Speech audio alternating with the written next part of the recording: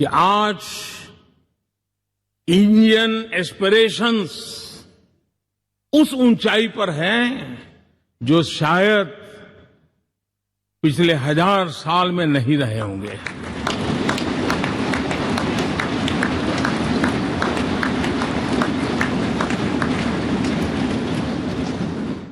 गुलामी के जंजीरों ने उसके एस्पिरेशंस को दबोच के रखा था।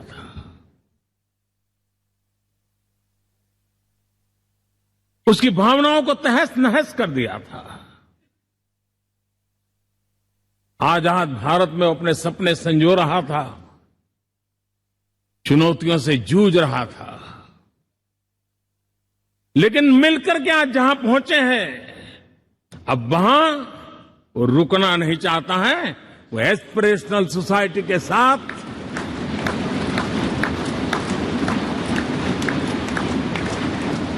नए लक्ष्य गढ़ना चाहता है।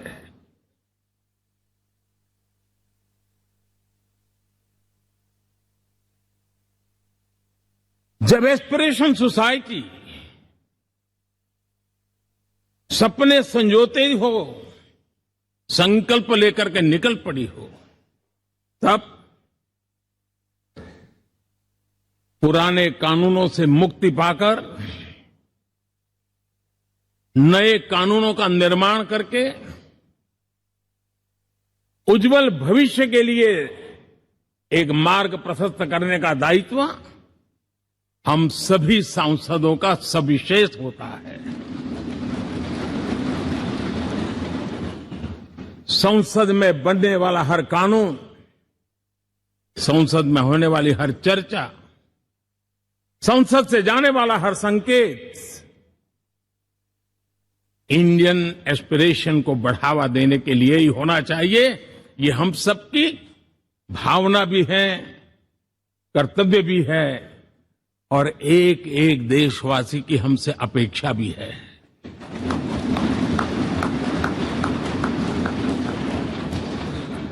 हम जो भी रिफॉर्म करें, उसके मूल में इंडियन एस्पिरेशन सबसे सर्वोच्च पद पर होना चाहिए, प्राथमिकता पर होना चाहिए।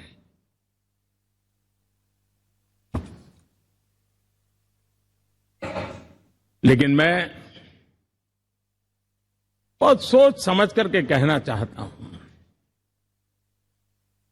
क्या कभी छोटे कैनवास पर कोई बड़ा चित्र बना सकता है क्या?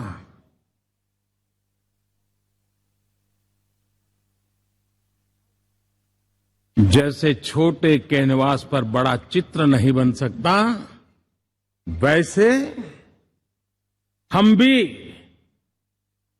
अगर हमारे सोचने के कैनवास को बड़ा नहीं कर सकते, तो भव्य भारत का चित्र भी हम नहीं अंकित कर सकते।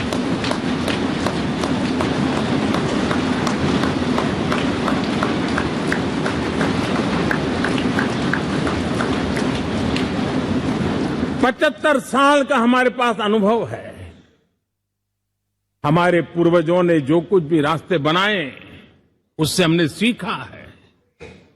हमारे पास एक बहुत बड़ी विरासत है। इस विरासत के साथ अगर हमारे सपने, हमारे संकल्प जुड़ जाए, हमारा सोचने का दायरा बदल जाए, हमारा कैनवास बड़ा हो जाए, तो हम भी उस भव्य भारत के चित्र को अंकित कर सकते हैं, उस तस्वीर का खाका खींच सकते हैं, उसमें रंग भरने का काम हम भी कर सकते हैं और आने वाली पीढ़ी को वो भव्य दिव्य मां भारती के हम उनको सुपुर्द कर सकते हैं। दोस्तों, अमृतकाल के 25 वर्षों में भारत को अब बड़े कैनवास पर काम करना ही होगा।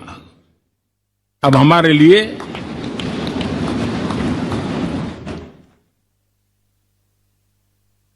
छोटी छोटी चीजों में उलझना, वो वक्त चला गया है।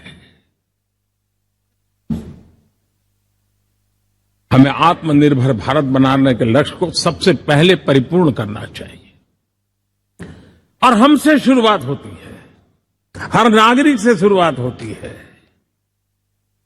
और आज दुनिया में भी एक समय ऐसा था कि लोग मुझे कहते थे, हमारे बड़े बड़े बुद्धिजीवी और अर्थशास्त्री लिखते थे कि मोदी आत्मनिर्भर की बात करता है तो मल्टीलेटरिज्म के सामने चुनौती तो बन नहीं जाएगा, ग्लोबल इकोनॉमी के जमाने में ठीक तो नहीं होगा।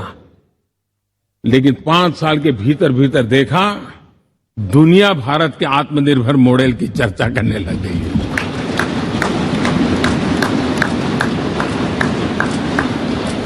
और कौन हिंदुस्तानी नहीं चाहेगा कि डिफेंस सेक्टर में आत्मनिर्भर हो, एनर्जी सेक्टर में हम आत्मनिर्भर हो, एडिबल ऑयल, क्या इस देश को आत्मनिर्भर नहीं होना चाहिए? कृषि प्रधान देश हम कहते हैं, खाने का तेल क्या देश बाहर से लाएगा? बहुत समय की मांग है कि हमें आत्मनिर्भर भारत को संकल्प को पूरा करना, ये हम सबका दायित्व है। उसमें दल आड़े नहीं आते हैं, सिर्फ दिल चाहिए, देश के लिए चाहिए।